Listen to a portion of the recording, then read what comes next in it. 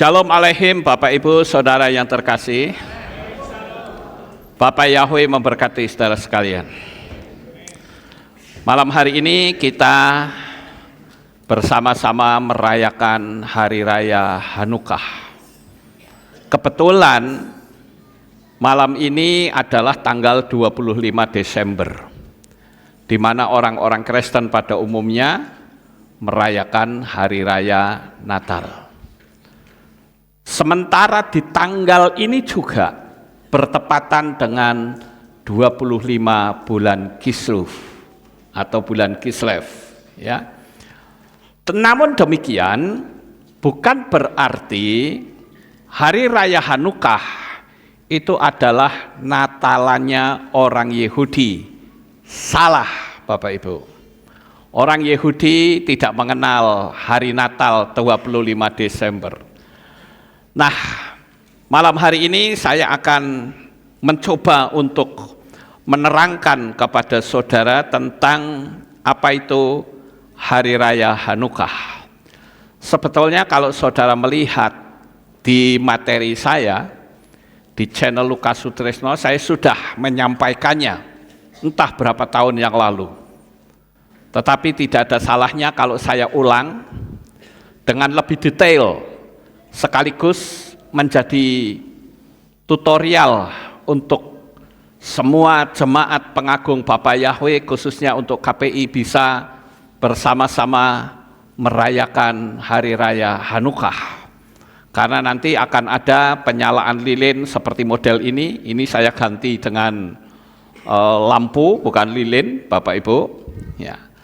Nah, ini juga perlu saya sampaikan agar supaya saudara itu bisa paham. Ya. Jadi Hari Raya Hanukkah itu disebut Hari Raya Terang atau Hari Raya Dedikasi. Hari Raya Hanukkah ini dirayakan selama 8 hari. Merupakan perayaan penting bagi umat Yahudi di seluruh dunia. Dan ini sekali lagi mesti saya terangkan dulu, saudara. Jangan sampai nanti orang yang tidak suka cari-cari kesalahan. Kenapa? Karena saya menggunakan lampu LED. Nanti orang bilang tuh Pak Lukas tuh ngawur itu. Masa Hari Raya Hanukkah kok pakainya LED? Padahal dia sendiri nggak ngerti. Atau mungkin dia menggunakan lilin. Lilin juga salah, saudara. Karena yang betul adalah pakai minyak. Dan minyaknya pun harus minyak zaitun. Namun terlepas dari itu semua, karena kita lihat orang-orang Yahudi juga merayakan Hanukkah, mereka ada yang menggunakan lampu seperti ini, dan ada yang menggunakan lilin, dan ada yang menggunakan minyak. Tetapi saya perlu menjelaskan hal ini untuk supaya kita semua paham. Jangan sampai orang kritik padahal dirinya sendiri salah. Ya, jadi kalau ditanya yang paling tepat yang mana, ya pakai minyak. Minyaknya pun zaitun, saudara-saudara. Nah, mungkin saudara akan berkata, loh, lilin kan juga ada minyaknya, betul. Tetapi lilin itu adalah parafin dari minyak bumi atau hidrokarbon padat, yang tentunya hal itu tidak tepat karena bukan minyak zaitun. Begitu juga dengan minyak yang terbuat dari tumbuh-tumbuhan, misalnya kayak kelapa. Kelapa kan juga bisa keluar minyaknya, betul nggak Bapak Ibu? Tetapi itu tidak tepat, karena yang paling tepat adalah pakai minyak zaitun. Namun demikian, sekali lagi, ini bisa sedikit dirubah-rubah, karena ini menjadi sebuah simbol yang tidak mutlak. Beda dengan seder Pesah. Kalau seder Pesah itu mutlak, saudara, tidak bisa diganti. Anggur ya betul-betul anggur, ya. Roti ya betul-betul roti tidak beragi. Tidak bisa anggur diganti teh, diganti sirup, nggak bisa, itu salah. Jadi yang mutlak ya mutlak, yang bisa dijadikan simbol ya no problem. Karena orang-orang Yahudi juga memakai lampu dan lilin, saudara-saudara. Sama seperti yang mutlak lain, apa saudara tahu nggak? Shema Israel, itu mutlak saudara. Itu tidak bisa diganti. Mau orang Papua, mau orang Indonesia, mau orang Jerman, mau orang Jepang, Shema Israel ya Shema Israel. Nggak ada kalau orang Jepang misalnya tinggal di kota Nagoya misalnya, Shema Nagoya, nggak bisa begitu. Shema Magelang, nggak bisa begitu. Shema Israel ya Shema Israel. Karena itu mutlak, yang mutlak, yang mutlak. Ya Bapak Ibu. Nah, saya ingin agar supaya saudara paham betul, saya akan memberikan sedikit tutorial supaya bisa menjadi acuan bagi mereka yang belum merayakan Hanukkah, tapi mau merayakan nggak ngerti caranya bagaimana. Nah, malam ini saya akan sedikit memberikan penerangan pelan-pelan supaya saudara paham.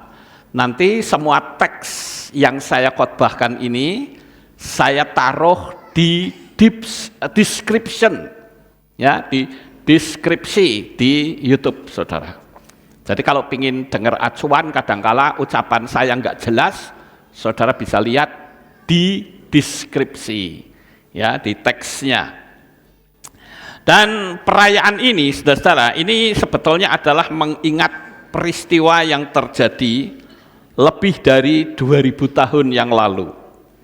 Ketika bangsa Yahudi berhasil merebut kembali bait suci yang ada di Yerusalem dari penjajahan Yunani. Dan bait suci itu sudah dicemarkan dengan menggunakan daging babi, ditaruh di altar, kemudian juga di altarnya itu ditaruh patung Dewa Zeus. Nah, itu akhirnya menjadi sebuah masalah yang sangat luar biasa karena orang-orang Yahudi tidak bisa terima. Nah, ini slide yang kedua, yaitu supaya saudara paham bahwa lampu-lampu itu orang-orang Yahudi bisa menggunakan lampu minyak, menggunakan lilin, atau listrik atau LED. No problem, nggak masalah saudara.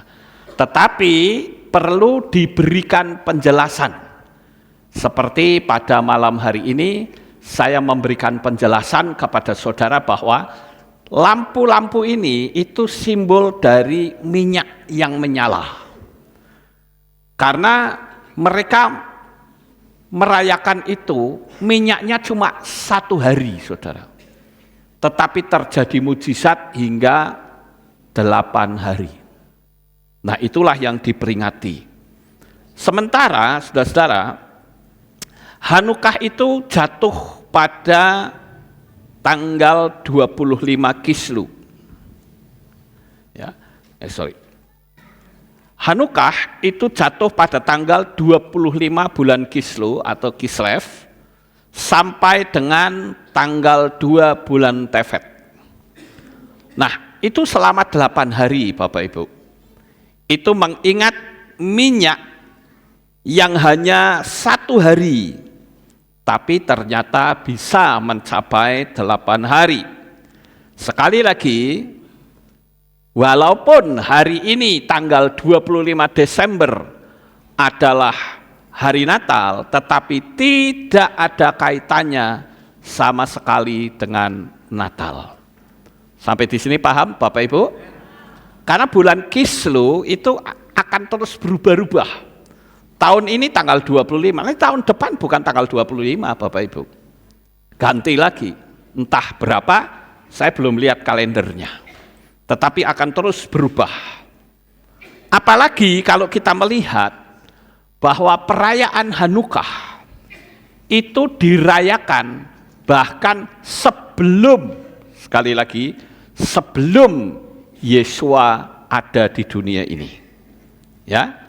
Jadi jangan sampai dihubung-hubungkan, karena banyak sekali orang yang coba untuk menghubung-hubungkan antara Hanukkah dengan Natal. Jadi waktu Hanukkah itu dirayakan, Natal belum lahir, saudara, belum ada itu Natal. Tapi digatuk-gatuk nggak bisa begitu, ya. Jadi kita harus mengikuti apa yang tertulis dalam kitab suci. Bukan apa kata banyak orang. Nah, kalau kita mau melihat di dalam Hanukkah, Bapak Ibu, ini ada sebuah kalimat yang unik kalau menurut saya. Saudara lihat kata Hanukkah, itu ditulis dengan Het, Nun, Waw, Kaf, dan He. Hanukkah. Itu diambil dari kata Hanu atau Het, Nun, dan Waw. Dari akar kata Hunah atau Het, Waw, Nun, He, yang artinya park atau parkir, ya, atau berhenti, tidak bergerak sama sekali. Dan angka 25, kalau saudara lihat menggunakan huruf Ibrani, maka akan membentuk huruf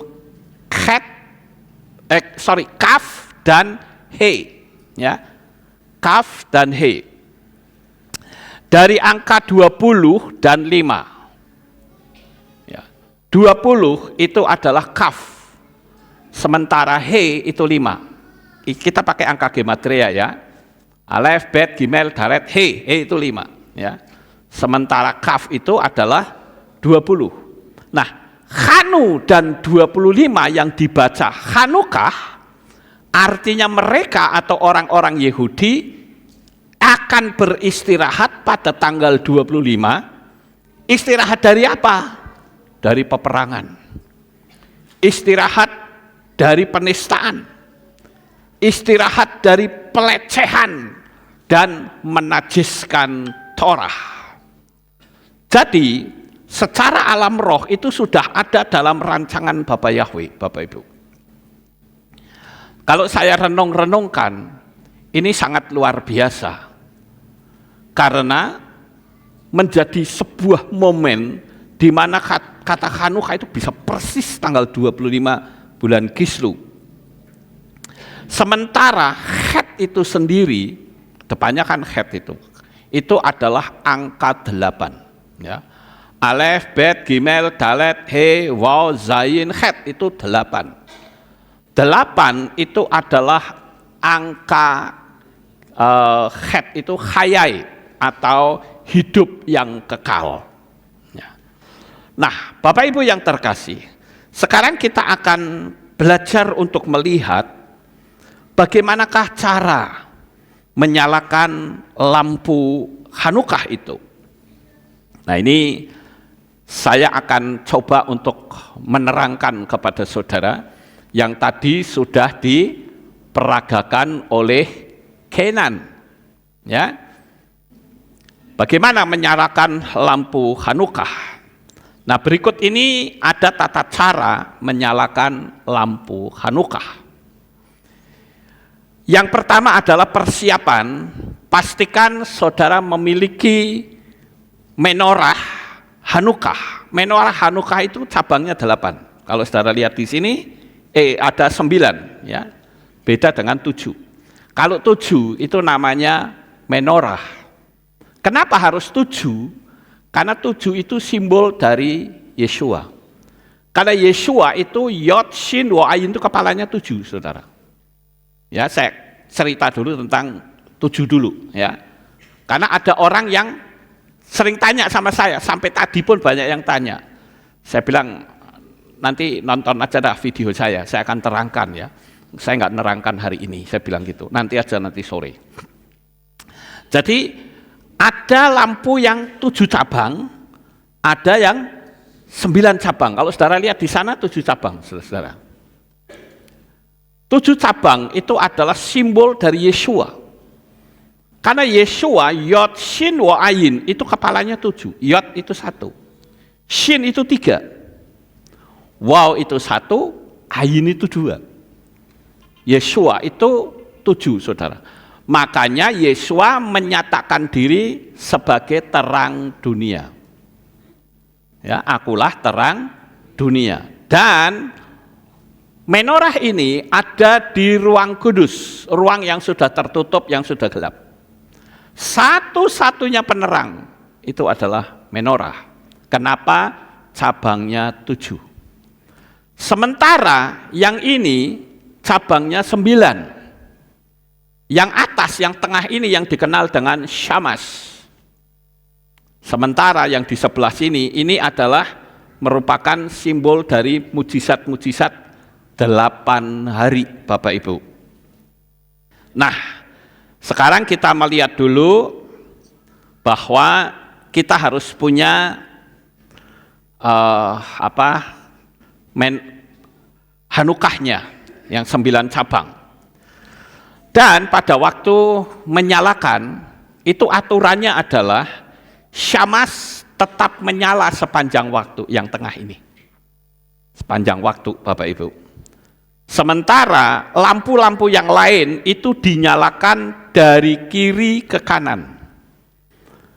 Nah, ini tadi Kenan agak sedikit bingung, saudara. Dia mau nyalain di mana? Kalau dia nyalain dari sini, berarti di mata saudara dari kanan. Kalau dia nyalain di sini, dia dari kanan. Bingung, saudara. Nah, sekarang saya akan memberikan sedikit tutorial. Kalau mau nyalakan seperti ini, dilihat dari saudara betul atau salah? Betul, tetapi Kenan menyalakannya harus dari bawah, dari sini, menghadap ke sana. Karena dia ambil dari kiri. Paham nggak Bapak Ibu? Tetapi it's okay, namanya juga kita masih belajar. Ya, dan saya katakan anak ini cukup cerdas karena dia bisa paham akan hal ini. Jadi yang pertama itu begini Bapak Ibu. Ya. Kita harus mempersiapkan doa saat menyalakan lilin Hanukah. Nah, saya akan tunjukkan bagaimana sih doanya. Seperti tadi, ini sudah dicatat, itu sudah betul doanya Bapak Ibu.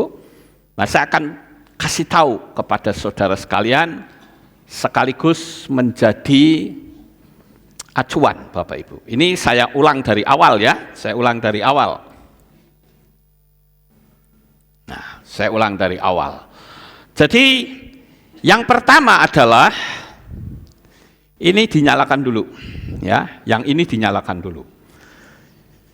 Jadi ini hari pertama ya, hari pertama itu kan dari kiri. Karena saya menghadap saudara kan berarti dari kiri. Paham nggak Bapak Ibu? Kalau saya dari sini berarti kirinya sebelah sini. Ya. Jadi karena saya dari sini, ya karena angel, saya nggak bisa ke situ, ya udah kirinya sini aja. Ya Bapak Ibu paham nggak sekarang? Paham ya, pokoknya dari kiri. Nah begini Bapak Ibu, hari pertama, hari ini kan hari pertama, maka caranya adalah pertama dia nyalakan dulu, tengah, nyala. Setelah nyala, baru mengucapkan doa untuk hari pertama. Baruk ata Yahweh Eloheinu melek haolam, Asher kitshanu b'mitvotaf, vetzivanu lehadlik ner shel Hanukah. Yang kalau diterjemahkan dalam bahasa Indonesia, terpujilah engkau, Yahweh Tuhan kami, Raja semesta alam, yang telah mengkuduskan kami dengan perintah-perintahnya dan memerintahkan kami untuk menyalakan lampu Hanukah. Baruk ata Yahweh Eloheinu melek haolam, Shehechiyanu vekiyamanu Fahigianu lasman hazeh. Terjemahannya adalah terpujilah engkau Yahweh Tuhan kami, Raja semesta alam, yang telah mempertahankan kami, memberkahi kami, dan membawa kami ke waktu ini. Baruk ata Yahweh Eloheinu melek haolam, asyarnatan lanu tora emet fahaye olam nata betokhenu. Artinya, terpujilah engkau Yahweh Tuhan kami, Raja semesta alam, yang telah memberikan kami Torah yang benar dan kehidupan kekal di dalamnya. Lahanot halalu kodes hem min hakho. Artinya, lampu-lampu ini adalah kudus dan terpisah dari yang lain. Al-Hanisim fa'al haniflaot. Terjemahannya, atas mujizat-mujizat, keajaiban-keajaiban dan keselamatan yang engkau berikan kepada leluhur kami. Baru yang di sebelah kiri dinyalakan. Paham nggak Bapak Ibu? Ini hari pertama. Sudah gitu aja, tinggal pulang sudah. Gitu. Kalau saudara di rumah mau lakukan seperti ini pun nggak apa-apa, pakai lampu minyak, oke. Okay. Tapi biasanya kalau orang-orang Yahudi itu lampunya nggak dipasangin dulu, saudara. Dikosongin kayak begini, dikosongin. Nanti begitu nyala, pasang satu. Nanti hari kedua, pasang lagi. Kira-kira sampai di sini saudara paham atau tidak? Sekali lagi nanti teksnya akan saya cantumkan di deskripsi. Ini hari pertama selesai. Kemudian hari kedua, saudara. Hari kedua sampai hari ketujuh, sekali lagi doanya sama. Ya. Seperti ini, saudara. Baruk ata, ini ceritanya hari kedua ya. Hari kedua, kemudian Baruk ata Yahweh Elohenu melek haolam, asyar kitshanu pamit fotaf, vedzivanu lehadlik ner shel hanukah. Terpujilah engkau Yahweh Tuhan kami, Raja semesta alam, yang telah mengkuduskan kami dengan perintah-perintahnya dan memerintahkan kami untuk menyalakan lampu Hanukah. Baruk ata Yahweh Elohenu melek haolam, sehehianu fakimanu fahigianu lasman haze. Terpujilah engkau Yahweh Tuhan kami, Raja semesta alam, yang telah mempertahankan kami, memberkahi kami, dan membawa kami ke waktu ini. Hananot halalu kodes hem min hakho. Lampu-lampu ini adalah kudus dan terpisah dari yang lain. Al-Hanisim fa'al hanisflaot. Atas mujizat-mujizat, keajaiban-keajaiban dan keselamatan yang telah engkau berikan kepada leluhur kami. Hari kedua dinyalakan. Kira-kira sampai di sini paham? Kemudian hari ketiga, doanya sama seperti tadi, dinyalakan lagi. Seperti itu, saudara. Hari keempat, tapi yang ini tetap menyala. Yang tengah. Ya. Hari kelima, hari keenam, hari ketujuh, dan hari kedelapannya berbeda, saudara. Hari kedelapan, doanya adalah seperti ini.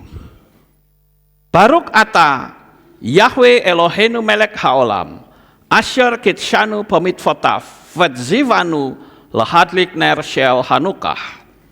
Terpujilah engkau Yahweh Tuhan kami, Raja semesta alam, yang telah mengkuduskan kami dengan perintah-perintahnya dan memerintahkan kami untuk menyalakan lampu Hanukah.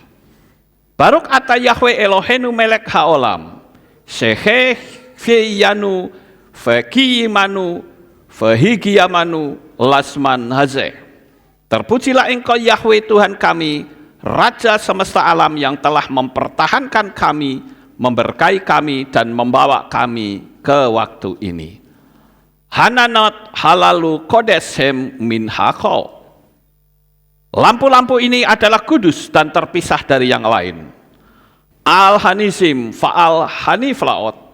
Atas mujizat-mujizat, keajaiban dan keselamatan yang kau berikan kepada leluhur kami. Nah, Bapak Ibu yang terkasih, doa-doa ini kadangkala orang-orang Yahudi itu bervariasi. Ada yang sama, ada yang berbeda. Tapi enggak masalah Bapak Ibu. Tetapi intinya seperti itu, baru yang ke-8 dinyalakan. Kira-kira sampai di sini paham? Ya. Nah, waktu penyalaan lilin atau lampu itu dinyalakan pada waktu senja sekitar 20 menit setelah matahari terbenam. Itu menurut aturan mereka. Pastikan bahwa lampu-lampu itu tetap menyala minimal 30 menit. Akan sangat bagus kalau itu menyala terus sampai hari ke-8, itu akan cocok persis seperti peristiwa yang terjadi. Jadi tetap akan dinyalakan sampai 8 hari. Makanya ini saya ganti pakai LED, saudara. Karena dulu pakai lampu minyak, itu takutnya kesenggol, saudara. Kalau kesenggol di tempat kayak begini bisa kebakaran. Ya, jadi saya waktu itu berpikir pakai apa ya enaknya. Wes, saya tak bikin saja. Ya, bikin sendiri pakai seperti ini, Bapak Ibu. Supaya kalau saya tinggal tidur pun nggak akan terjadi apa-apa. Ya, Bapak Ibu. Jadi ini hanya variasi saja. Ya. Nah, kalau kita melihat dari apa yang orang-orang Yahudi lakukan, ya, itu tadi adalah tentang pola penyalaan lilin. Karena kemarin sempat ada juga pengagung Bapak Yahweh yang tanya sama saya, Pak Lukas, itu kalau merayakan Hanukkah itu bagaimana? Waduh lah, kalau saya menerangkan ya panjang. Ya seperti ini akhirnya saya bicara. Jadi saya bilang nanti aja, lihat di streaming nanti sore, saya bilang gitu. Nah ini saya terangkan Bapak Ibu. Nah, ada hal yang menarik dari kebiasaan orang Yahudi ketika mereka merayakan Hanukkah, ya, yaitu mereka akan mengucapkan selamat Hanukkah kepada keluarga dan teman. Kita bisa pakai bahasa Indonesia, selamat Hari Raya Hanukkah, it's okay, no problem. Atau saudara mau ngucapin pakai bahasa Ibrani juga nggak apa-apa. Hak Sameah Hanukkah, it's okay, no problem. Mau pakai apa saja, mau pakai bahasa Jepang boleh, bahasa Cina boleh, terserah saudara. Nah sekarang saya tambahi, ini kebiasaan orang Yahudi pada waktu merayakan Hanukkah. Pertama dia akan mengucapkan Hanukkah kepada keluarga dan teman. Kemudian yang kedua yaitu akan makan makanan tradisional seperti latke atau goreng kentang dan sufganiot. Sufganiot itu adalah donat, saudara. Ini saya matikan aja ya. Ini dari sini aja, dari mana sini ya. Nah, oke. Nah, ini supaya sesuai dengan apa yang sudah ditulis. Ini besok yang nyala yang ini, gitu ya Bapak Ibu. Ya. Nah sekali lagi mereka akan makan makanan tradisional seperti latke atau kentang goreng. Ya. Kalau saudara mau makan tahu silahkan, nggak apa-apa, gitu loh. Mau makan bergedel ya nggak apa-apa, silahkan. Itu kan kentang goreng juga, saudara. Terserahlah, pokoknya orang Yahudi itu menggunakan waktu di hari raya Hanukkah itu untuk makan seperti itu. Ya. Kemudian mereka juga akan membagikan hadiah kepada anak-anak. Anak-anak dikasih hadiah. Nah ini juga cukup perlu kita coba ya, saudara. Mungkin tahun depan, ya, kalau nggak lupa tapi ya tahun depan saudara siapkan hadiah untuk anak-anak saudara. Pada waktu hari raya Hanukkah kasih mereka angpau, saudara. Kasih mereka hadiah supaya formatnya sama. Ya nggak usah banyak-banyak lah. Mungkin 10.000 kayak 20.000 nggak apa-apa, ya. atau mungkin dibeliin mainan, apa-apalah pokoknya yang bikin anak itu seneng, Bapak Ibu. Nah kemudian mereka juga melakukan permainan yang namanya dreidel. Nah kalau ini sih kita nggak usah, nggak apa-apa saudara. Sebetulnya permainan dreidel ini untuk mengantisipasi orang-orang Yahudi yang akan ditangkap ketika mereka belajar Torah.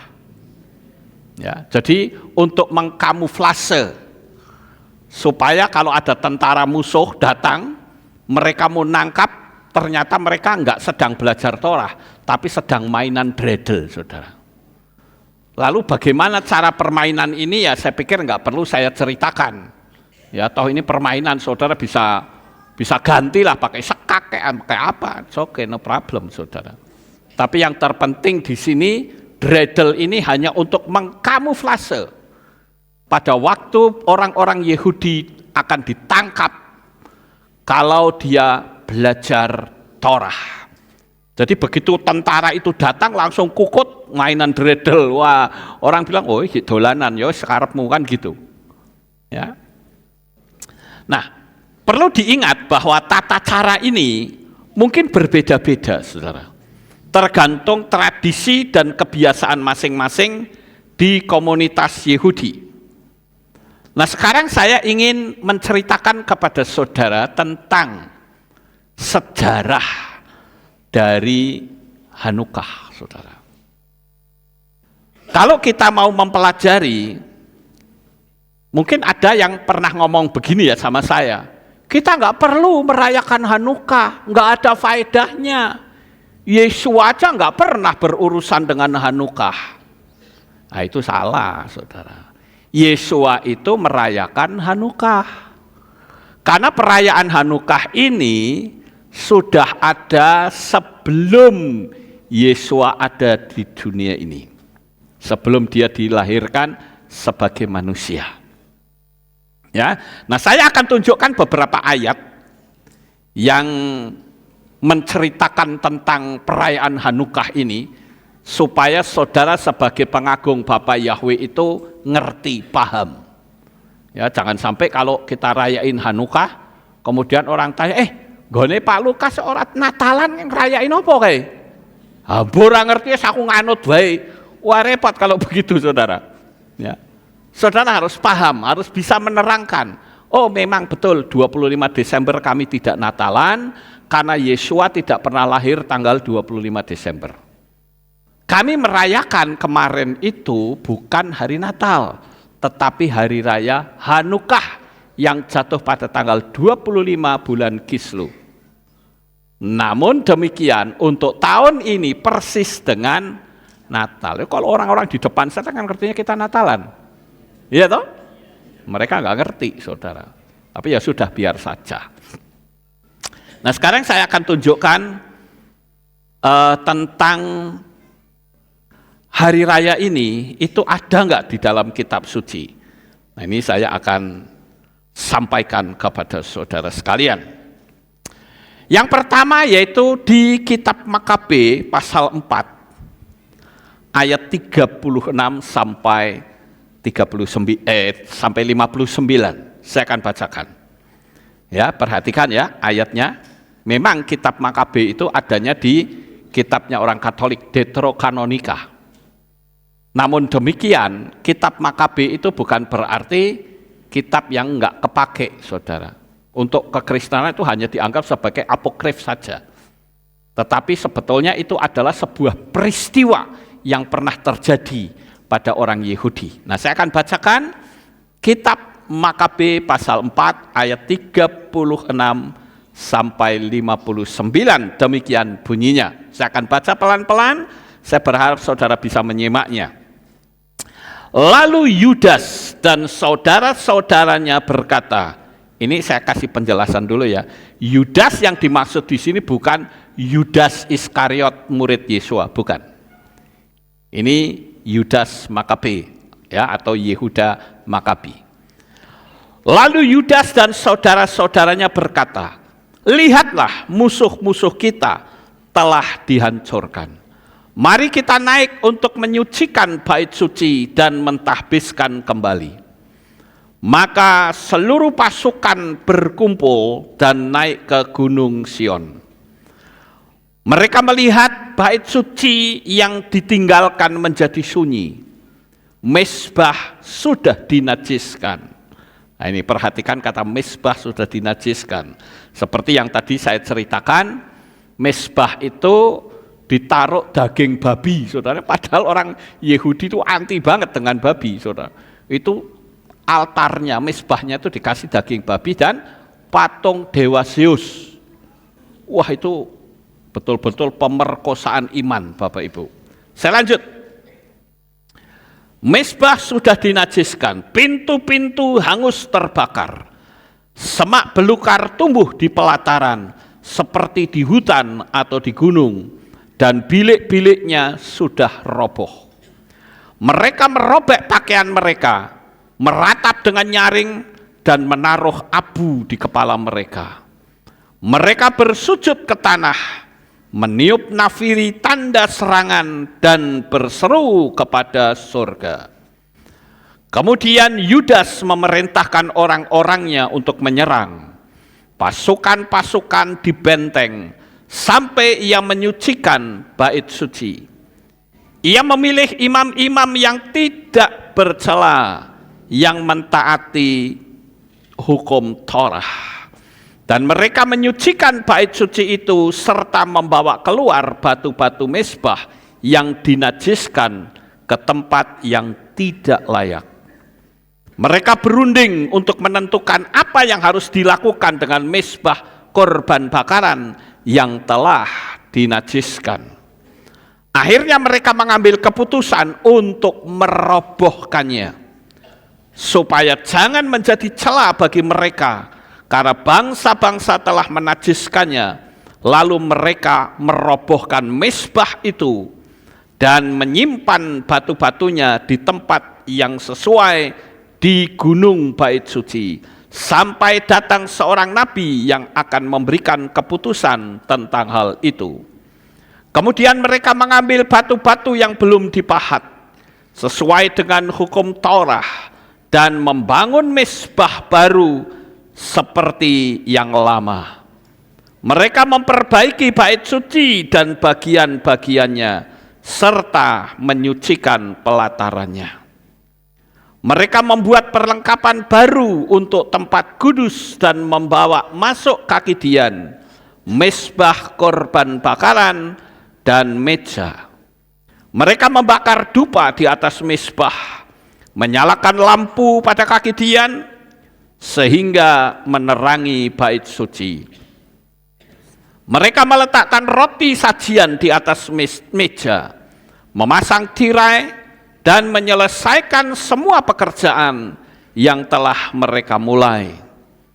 Pada hari ke-25 bulan yang ke-9, yaitu bulan Kislu, di tahun 148, mereka bangun pagi-pagi mempersembahkan korban menurut hukum di atas mezbah korban bakaran yang baru dibangun.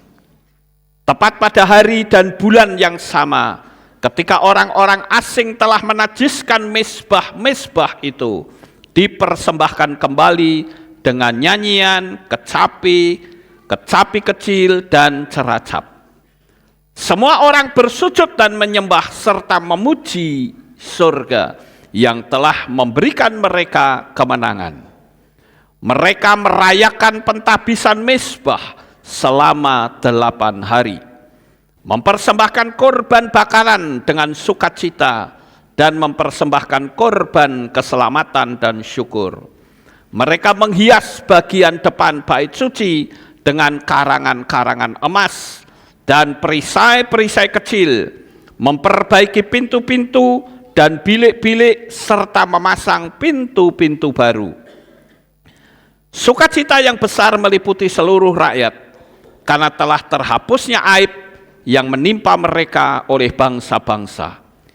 Yudas, saudara-saudaranya dan seluruh jemaah Israel menetapkan bahwa hari-hari pentahbisan mezbah ini dirayakan setiap tahun pada waktunya selama 8 hari mulai hari ke-25 bulan Kislew dengan sukacita dan sorak-sorai.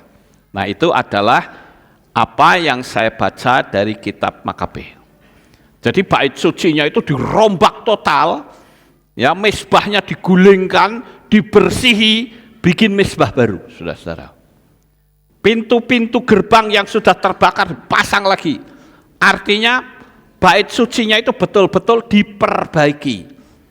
Sehingga bekas-bekas dari kenajisan bangsa-bangsa ini tidak nampak lagi. Lalu mereka mentahbiskan bait suci itulah, pentahbisan itulah yang kita kenal dengan hari raya Hanukkah. Pertanyaan saya, sampai di sini saudara paham? Oke, bagus. Sekarang yang kedua. Tadi saya katakan bahwa ada orang yang mengatakan kita nggak perlu merayakan Hanukkah. Yesua juga tidak merayakan Hanukkah. Siapa bilang? Yesua merayakan Hanukkah loh Bapak Ibu. Kalau guru kita merayakan Hanukkah, masa kita nggak mau merayakan? Lalu kita mau ikut siapa dong kalau begitu? Ya Bapak Ibu. Jadi Yesua, kan saya sudah ngomong berkali-kali, Yesua itu adalah Torah kehidupan. Kalau saudara pengen menjalankan Torah dengan baik dan sempurna, gampang, ikuti saja gaya hidupnya Yesua. Itulah Torah kehidupan, Bapak Ibu. Jadi Yesua itu merayakan Hanukkah. Saya bacakan ayatnya. Di dalam kitab Yohanan atau Yohanes pasal 10 ayat 22 sampai 23 dikatakan demikian. Dan tibalah perayaan pentahbisan di Yerusalem. Tidak tertulis Hanukkah, tapi tertulis perayaan pentahbisan. Nah, itu Hanukkah, Bapak Ibu. Ya. Dan saat itu adalah musim dingin dan Yesua berjalan di bait suci Serambi Salomo. Yesua merayakan atau tidak? Merayakan. Jadi gampang sih, kalau Yesua merayakan, kita rayakan. Yesua bicara kasih, kita ikutin, kan gitu, gampang saudara. Yesua bicara Torah, kita ikutin, kan gampang. Ngapain susah-susah, pakai teologi pola lain. Wong kita punya guru agung, guru besar, Yesua HaMasyiah kok. Ya Bapak Ibu. Nah, jadi betapa berharganya bait suci bagi bangsa Israel. Karena bait suci itu menjadi pusat berkumpulnya mereka untuk mendekatkan diri kepada Tuhan. Makanya bangsa-bangsa lain kalau mau bikin bangsa Israel susah, gampang.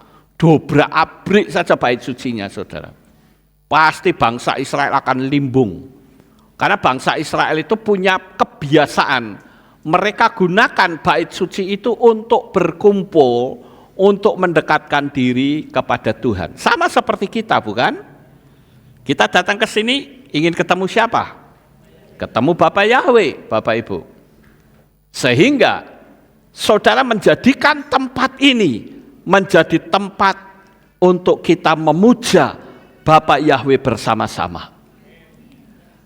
Saya perlu ingatkan Bapak Ibu sekali lagi, waktu masa kedatangan Tuhan itu sudah sangat dekat. Mumpung masih ada waktu, setialah ibadah. Ya, sekali lagi, setialah ibadah. Karena apa? Jangan sampai pada waktu Yesua datang, kita sedang kacau iman kita. Karena ada ayat yang berkata, jikalau anak manusia itu datang, adakah iman di bumi ini? Saudara lihat bagaimana bangsa Israel keluar dari Mesir, tujuannya apa sih? Supaya mereka ibadah, Bapak Ibu. Ya, jadi bangsa Israel itu akan menjadikan tempat peribadatan itu menjadi pusat hubungan mereka dengan Tuhan, untuk mendekatkan diri mereka dengan Tuhan. Dan rumah ibadah menjadi pusat pembelajaran bagi orang-orang yang haus akan firman Tuhan. Sama seperti di tempat ini, banyak sekali pengajaran-pengajaran yang saya bagikan dengan pola Ibrani. Kadangkala ada orang yang tanya, seperti ada beberapa orang yang ngomong gini.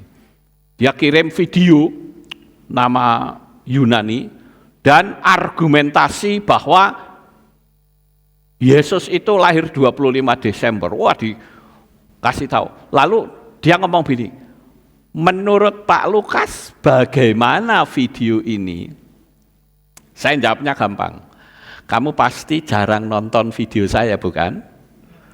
Ya, karena kalau kamu jarang nonton, nontonnya ke sana kemari keluyuran, nggak ngerti apa-apa.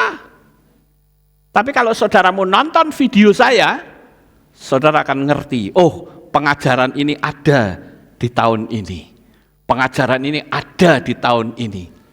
Saya kasih tahu, video saya di YouTube itu nggak main-main loh saudara. 2000 lebih video.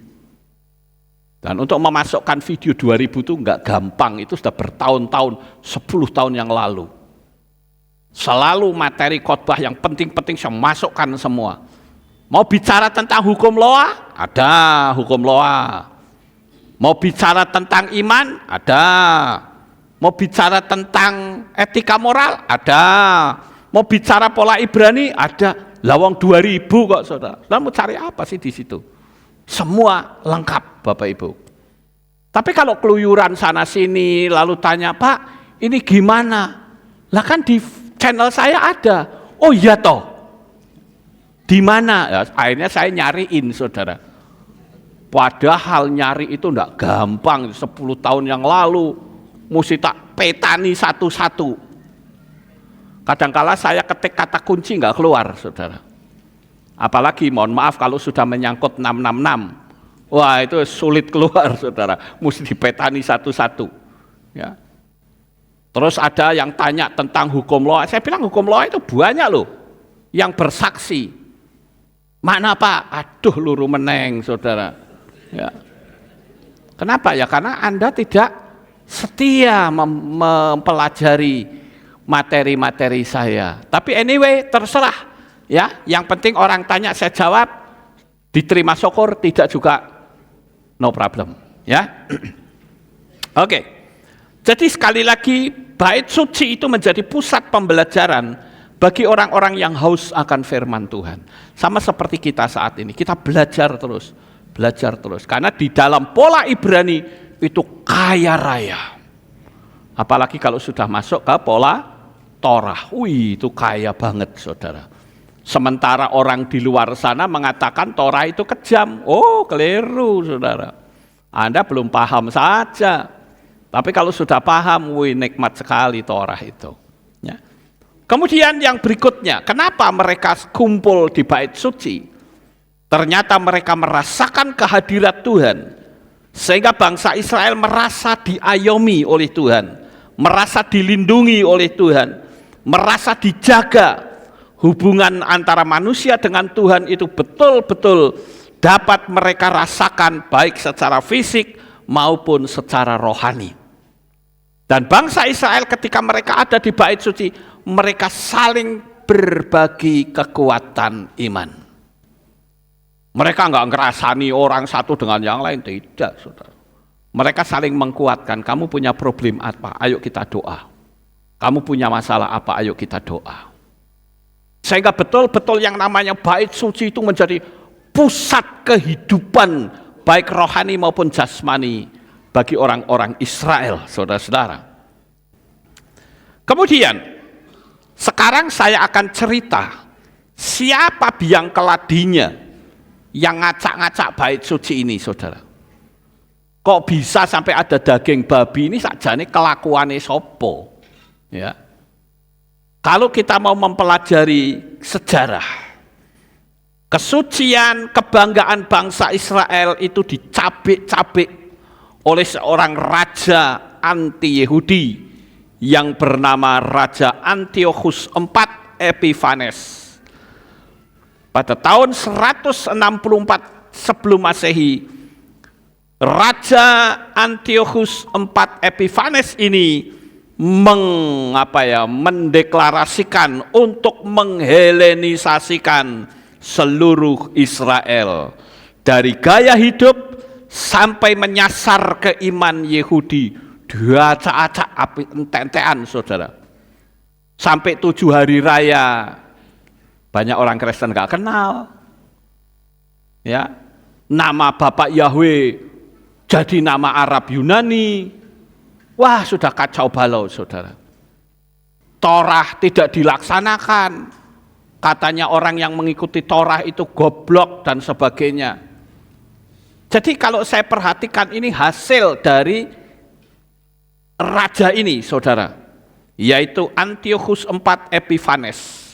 Ini yang ngacak-ngacak pola Ibrani, Bapak Ibu. Ya. Yang pertama yaitu apa? Penyembahan berhala di bait suci. Bangsa Israel ketika mau masuk ke bait suci, dia lihat, loh kok ada patungnya Dewa Zeus. Jadi nyembah atau tidak? Halo? Tidak, mundur, mereka nggak mau. Udah gitu, mereka membakar lagi pintu-pintu gerbangnya itu dibakar sama mereka, ya. Dan mereka mempersembahkan daging babi di mezbah tempat paling suci untuk melanggar Torah terang-terangan, Bapak Ibu. Ada di sini yang masih suka makan daging babi? Oh tidak, bagus, ya, bagus. Harapan saya bukan tidak ada yang ngaku, saudara. Tapi benar-benar kita belajar untuk ngikutin Torah, amin. Ya, kalau Tuhan itu yang melarang, pasti ada hal yang baik di balik itu semua, amin. Ya. Kemudian Raja Antiochus IV Epiphanes ini melakukan larangan terhadap praktek agama Yahudi, ya, yaitu apa? Orang beribadah dilarang, tidak boleh. Jadi semua yang menyangkut aturan-aturan itu harus dimusnahkan. Karena kalau mereka bisa kumpul seperti ini, sekali imam itu bicara semua orang tahu. Tapi kalau mereka nggak ibadah, bingung kan? WA belum ada zaman itu, iya toh? Nah, kalau sekarang ngomong apa, imamnya tinggal broadcast saja semua dapat. Tapi zaman itu nggak ada, saudara. Jadi pengetahuan itu dikebiri betul-betul, sehingga orang Yahudi itu tidak punya lagi kemampuan untuk berinteraksi dengan dunia keagamaan mereka. Dilarang membaca Torah, tidak boleh. Kemudian apa? Dilarang untuk perayaan Sabat. Enggak juga urusan sunat juga tidak boleh, ya. Semua aturan-aturan yang menyangkut tentang Tuhan atau kitab suci itu dimusnahkan. Harus dimusnahkan. Makanya pada zaman itu kitab-kitab yang berbahasa Ibrani itu hampir diacak-acak, dibakarin semua, saudara-saudara. Nah, umat-umat Yahudi banyak yang jadi korban. Karena siapa saja yang tidak taat dengan aturan raja akan langsung dieksekusi. Eksekusinya nggak main-main, eksekusi mati, Bapak Ibu. Tapi orang Yahudi itu orangnya nekat-nekat ya, Bapak Ibu. Beda dengan orang-orang Kristen pada masa kini kan. Kalau mereka dilarang, oh mereka nekat, nggak urusan, mati oh mati kan gitu. Kalau orang sekarang baru diancam langsung mengkeret kayak tikus kejebur got, saudara. Beda, imannya itu beda banget, saudara. Saudara bayangkan, pernah nggak merenung? Itu pada waktu pembantaian Hitler, itu kan rencana kan 9 juta orang Yahudi dimusnahkan. Baru kena 6 juta. Apakah bangsa Israel itu berpindah imannya? Tidak, saudara. Itu hebatnya orang Yahudi, saudara. Mau dibantai, mau dibikin menderita seperti apapun, pantang mereka meninggalkan Tuhan, saudara. Makanya gaya hidup bangsa-bangsa itu beda dengan orang Yahudi. Kalau bangsa-bangsa baru diancam, harus mengkeret, saudara. Jadi kita sebagai anak-anak Bapak Yahweh tidak boleh takut dengan ancaman apapun. Amin. Nah, paling ancam manusia saja kok. Masih makan nasi, makan minum air, nggak ada yang perlu kita takutkan. Kecuali kalau makannya itu paku, beling, ya baut, mur, kemudian minumnya bensin, solar, oli, ya itu mikir saudara. Tapi selama dia masih makan nasi, minum air, itu sama dengan kita. Hanya ada spirit setan yang ada di dalam diri orang tersebut. Tapi kita harus tetap bertahan. Jangan sampai kita goyah. Makanya seperti malam hari ini saya ceritakan sejarahnya. Apalagi seperti Antiochus IV Epiphanes ini kan orangnya sudah mati, saudara. Sekalipun orang yang sudah mati, aturannya masih jalan terus sampai hari ini. Ya kita jangan takut, orangnya sudah ngurek kok takut. Ngapain saudara? Ya. Nah sekarang kita lanjut saudara. Setelah perjuangan yang panjang, bangsa Yahudi berhasil merebut kembali bait suci, menyucikannya dan memulai kembali penyembahan kepada Bapa Yahweh.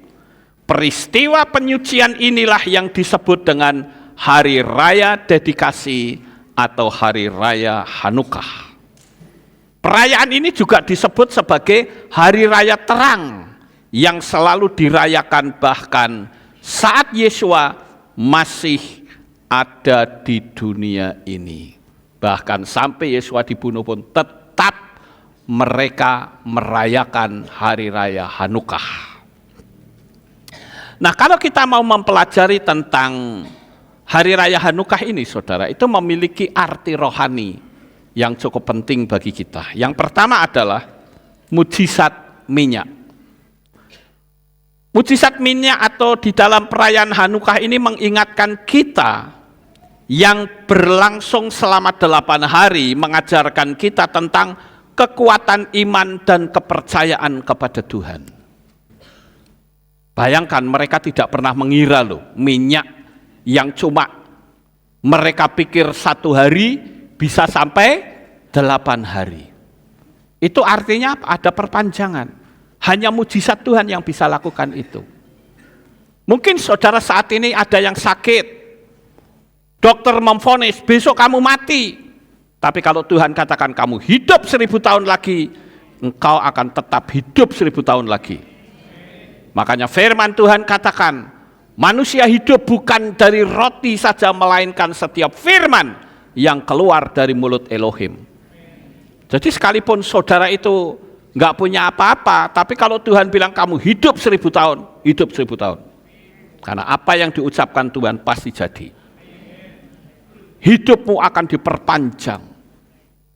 Kehidupan sukacita kita juga akan diperpanjang. Jadi fokus utamanya di perayaan mujizat minyak ini adalah iman kita tertuju mutlak hanya kepada Bapa Yahweh. Jangan sampai model-model seperti sekarang semuanya kebalik saudara. Kalau tidak menggunakan pola Yunani salah pokoknya. Ini kan lucu saudara, kebalik semua. Ya. Kemudian yang berikutnya, pengorbanan dan ketabahan. Perjuangan bangsa Yahudi melawan penjajah Yunani mengajarkan kita tentang pentingnya pengorbanan, ketabahan dan kesetiaan serta kesatuan antar jemaat. Bapak Ibu yang terkasih, kita sebagai anak-anak Bapa Yahweh harus akrab satu dengan yang lain. Amin. Jangan sampai kita mau dipecah belah oleh kekuatan setan. Kadang-kala saya bingung saudara. Ada jemaat yang paling ya jumlahnya baru 10-15 ribut terus di dalamnya. Loh, apa sih yang diributke? Apa sih yang dicari saudara? Dan sekali lagi saya katakan, di tempat ini tidak boleh ada keributan. Amin. Di tempat ini kita harus akrab satu dengan yang lain. Harus saling menjaga, saling mengkuatkan. Jangan kasak kusuk jadi telepon gendong. Tidak boleh. Amin. Itu julukannya telepon gendong lah, tidak enak saudara. Telepon gendong, terus apa lagi? Lambe turah, apa lagi? Hah? Tombak cucuan, apa lagi? Lamis bibir, apa lagi? Tukang nyinyir. Banyak saudara, nggak nyaman. Tapi jadilah kita sebagai orang-orang yang bijaksana, satu dengan yang lain, saling menguatkan. Sehingga kehilat kita akan menjadi kehilat yang kuat. Dan semakin hari akan semakin bertambah-tambah jiwa-jiwa yang Tuhan kirimkan untuk beribadah bersama-sama kita, memuliakan dan meninggikan Bapa Yahweh. Haleluya. Sekarang yang ketiga, pemurnian dan pembaharuan. Perayaan Hanukkah juga mengingatkan kita akan pentingnya memurnikan dan memperbaharui hidup kita. Sebagaimana bangsa Yahudi memurnikan bait suci sesuai aturan Tuhan. Secara hukum spiritual, firman Tuhan katakan bahwa tubuh kita ini adalah bait suci yang harus disucikan, yang harus dijalani dengan kehidupan yang berkenan di hadapan Bapa Yahweh. Jadi ayo kita belajar untuk menyucikan. Jangan kita mencemarkan tubuh kita dengan hal-hal yang tidak baik. Saya berharap di sini minimal sudah bebas dari rokok semuanya. Oh, amin, bagus. Ya. Ada di sini yang masih ngerokok? Oh, ada. Wah, berubah. Berubah Bapak Ibu ya. Ya pokoknya kita benailah kehidupan kita menjadi kehidupan yang penuh dengan ketaatan firman. Oke. Kemudian yang keempat, saudara-saudara, arti kerohanian dari Hanukkah adalah kemenangan cahaya atas kegelapan. Hanukkah merupakan simbol kemenangan cahaya atas kegelapan, mengingatkan kita bahwa iman kita dapat mengatasi kesulitan dan kejahatan. Artinya, terang mengalahkan kejahatan, terang mengalahkan kegelapan. Sekarang pertanyaan saya, adakah dalam sendi-sendi kehidupanmu ada sisi gelap? Nyalakan terang itu, sisi gelapmu akan pergi. Saat Bapa Yahweh menciptakan alam jagat raya ini, dikatakan bumi belum berbentuk dan kosong, gelap gulita menutupi samudera raya. Perhatikan kalimat gelap gulita. Apakah Bapa Yahweh panik? Tidak, ya gelap ya tinggal ciptakan terang. Yehior, jadilah terang, dan terang itu jadi, kegelapan pergi otomatis dengan sendirinya Bapak Ibu. Kalau hari ini ekonomimu sedang ada kegelapan, nubuatkan. Katakan, jadilah terang dalam perekonomianku. Aku hidup diberkati luar biasa oleh Bapa Yahweh. Itu artinya menghidupkan, saudara. Jangan begitu lihat ekonominya meleret langsung ngamuk-ngamuk seharian. Ribut terus. Kalau belum ngamuk, belum lega rasanya saudara. Ya saya katakan, saudara mau ngamuk model seperti apapun akan menjadi semakin lebih jauh dari Tuhan, semakin jauh dari berkat yang mengalir. Amin. Apa saudara mau berusaha semaksimal seperti apapun, tidak akan bisa saudara. Karena apa? Karena kita ada dalam posisi kegelapan. Berusahalah untuk menciptakan terang dalam kehidupan saudara. Dan saya percaya terang itu pasti datang dalam kehidupan saudara. Ya. Kemudian saya katakan bahwa Hari Raya Cahaya ini merupakan sebuah pengharapan. Di mana ada kegelapan, di situ harus ada terang.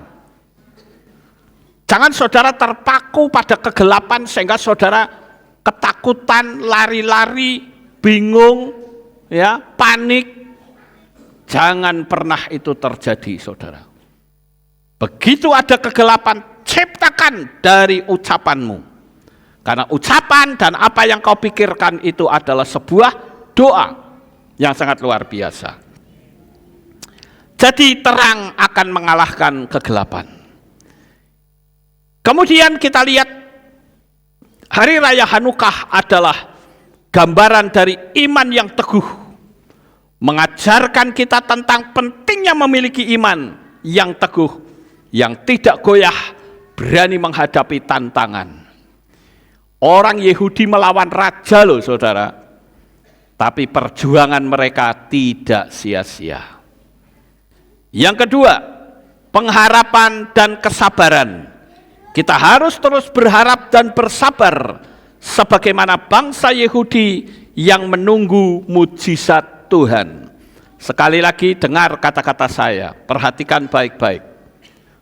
Tahun depan engkau akan mendapati mujizat-mujizat besarmu yang sangat luar biasa dalam hidupmu. Haleluya. Camkan baik-baik. Setiap hari berdoa, Tuhan selamatkan, lindungi umat-umatmu yang ada di Kehilat Aleptau. Para subscriber, Tuhan berkati mereka. Yang sakit Tuhan sembuhkan. Yang ekonominya morat-marit akan pulih dengan luar biasa. Apapun semua berubah di tahun depan, saudara. Kita sudah tinggal beberapa hari lagi di tahun 2024. Yang penting sekarang saya kasih tahu, siapkan hati saudara untuk menerima mujizat-mujizat besar itu. Siapkan dari sekarang. Karena begitu masuk di tahun depan, saudara siap untuk menerima kedahsyatannya Bapa Yahweh dalam hidupmu. Haleluya. Kemudian yang keempat yaitu menghidupkan iman.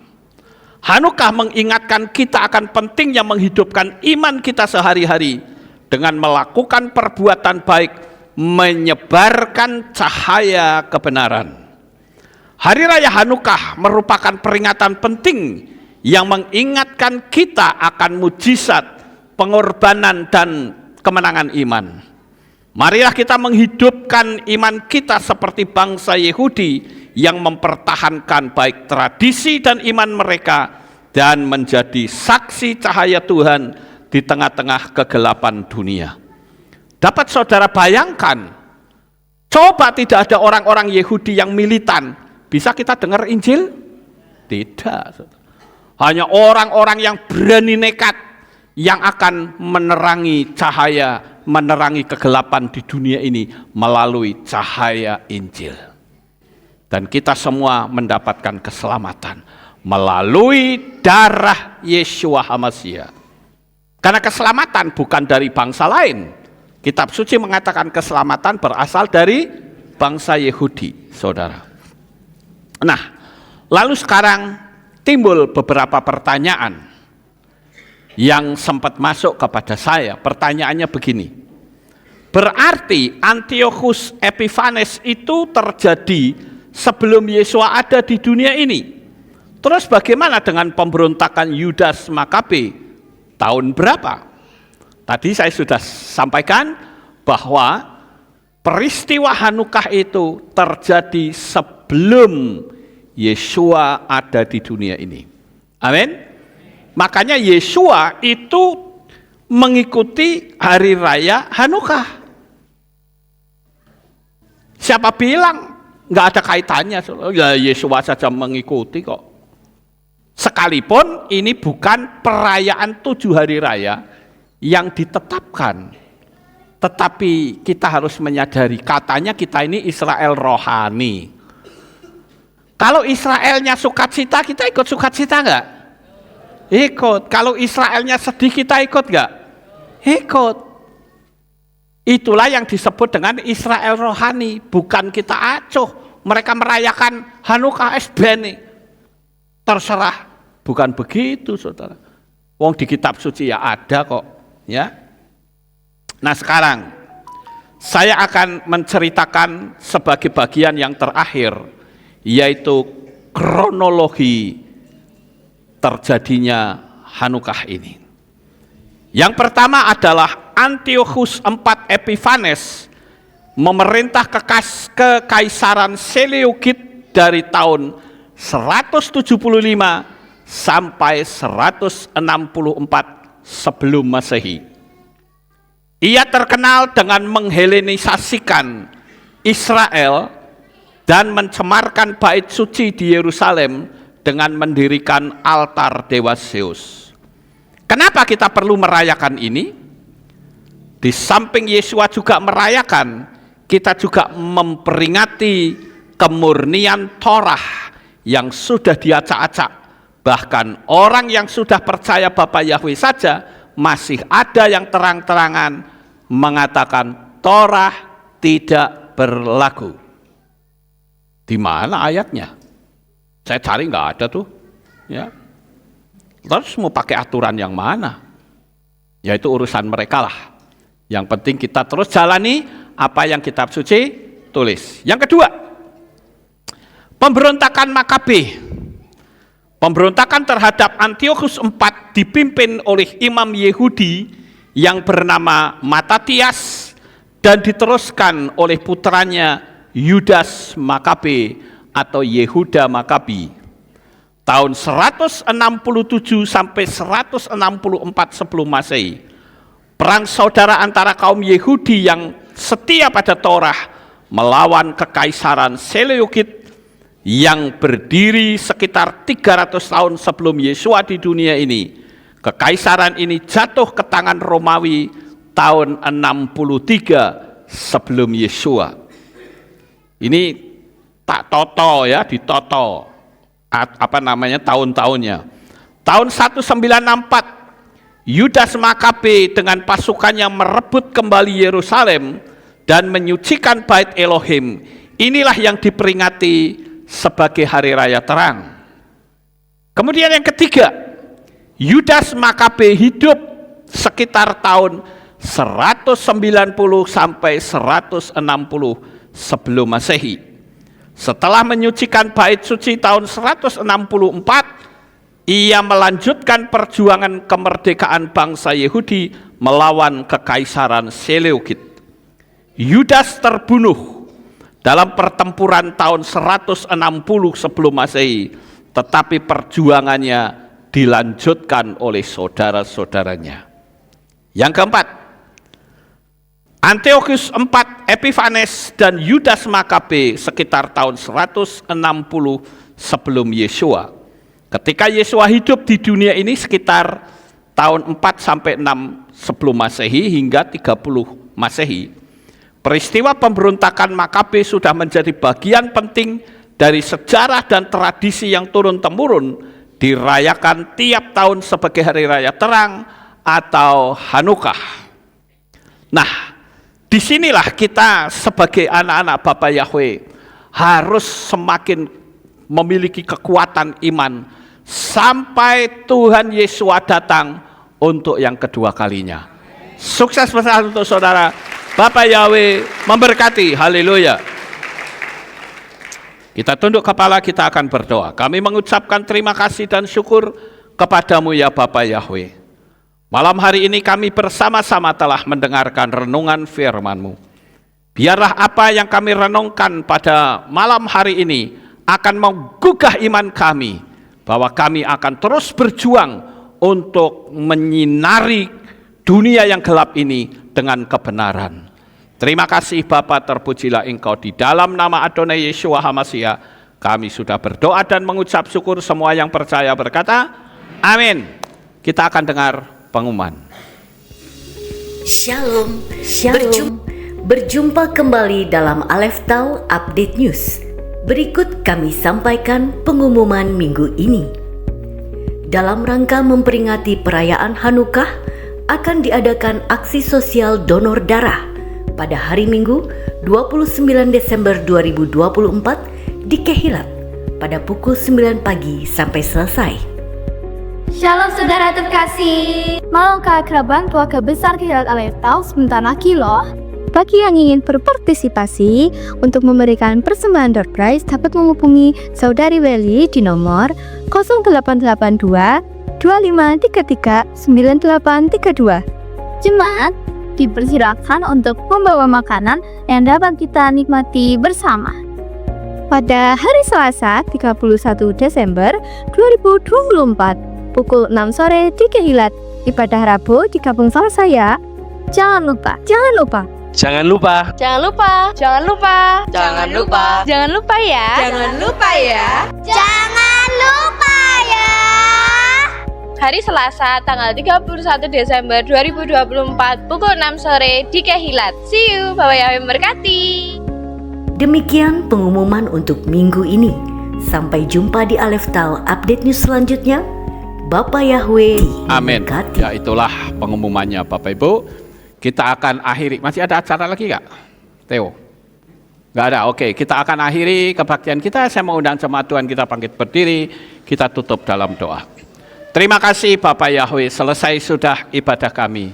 Dari awal, pertengahan, sampai pada akhirnya. Sebentar lagi anak-anak-Mu akan kembali pulang ke rumah mereka masing-masing. Jaga, lindungi, peliharakan mereka sampai di rumah dengan selamat. Pertemukan kembali pada jam-jam ibadah mendatang di dalam ikatan tali kasih-Mu. Terima kasih ya Bapak Yahweh, inilah doa syukur yang kami naikkan. Di dalam nama Adonai Yeshua HaMashiach, kami sudah berdoa dan mengucap syukur. Mari kita angkat tangan kita dan kita akan menerima birkat Kohanim. Haleluya. Yevareka Yahweh wa yishmereka.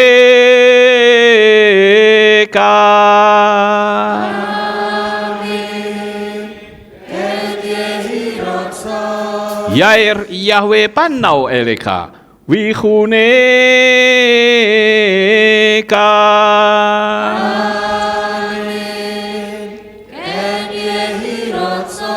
Yesa Yahweh panau eleka wa yashem leka shalom.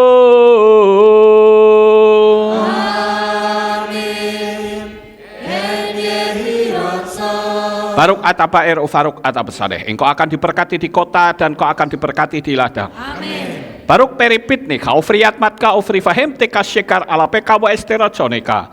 Diberkatilah buah kandunganmu, diberkati hasil bumimu, diberkati hasil ternakmu, anak-anak lembumu dan anak-anak dombamu. Amin. Baruk tanah kaum misyarteka, diberkatilah bakulmu dan tempat adonanmu. Amin. Baruk ata boboy kau faruk ata betseteka, dan kau akan diberkati pada waktu kau masuk. Dan engkau akan diberkati pada waktu engkau keluar. Amin. Baruk ata Yahweh Elohenu melek haolam. Besem Yeshua HaMashiach beruah hakodes kile olam faed. Kami sudah berdoa dan mengucap syukur. Haleluya. Amin.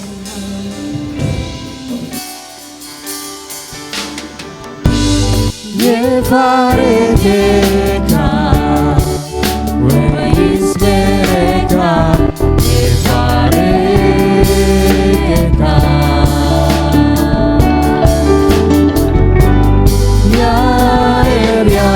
Yahweh, pandau eleka, wihuneka.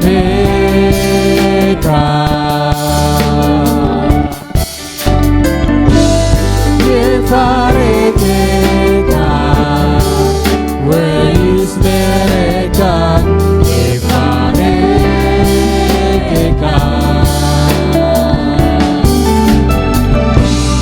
Isaya